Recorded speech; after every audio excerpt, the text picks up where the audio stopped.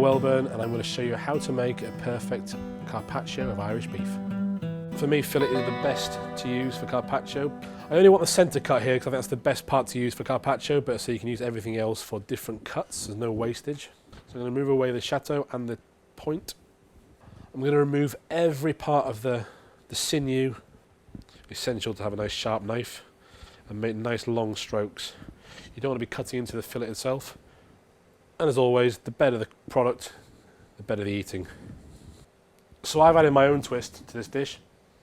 And I've added some Dijon mustard, olive oil and thyme. This is not essential, but for me it also adds a nice bite to the dish. So we've got black peppercorns, we've got Szechuan peppercorns, and we've got pink peppercorns, and some thyme as well, some picked thyme leaves. They've been ground down to a powder, and then we're going to coat the Irish beef with this. And then just rolling the beef fillet, allowing those peppercorns just to stick. We're going to wrap this in some cling film, nice and tight, and trying to keep the shape.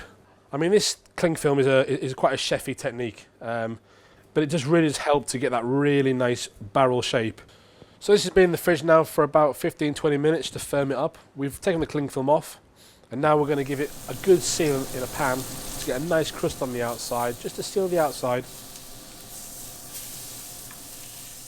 So now we've sealed the meat, really careful, back onto cling film, and then we're going to repeat the process again from before. So we're going to rewrap it in cling film, and this will go back into a deep freeze for about an hour and make it easier to slice for the finished dish. For carving purposes, I'm going to leave the cling film on it, and as thin as you possibly can. Just make sure you remove any cling film. So obviously with carpaccio, you want it as thin as possible. What I like to do is just literally work it a little bit thinner between two pieces of parchment paper. And then with a rolling pin, just work it out a little bit thinner. So this can be done in advance. Keep this in the fridge, and then when you're ready to eat, just peel it off and dress the plate.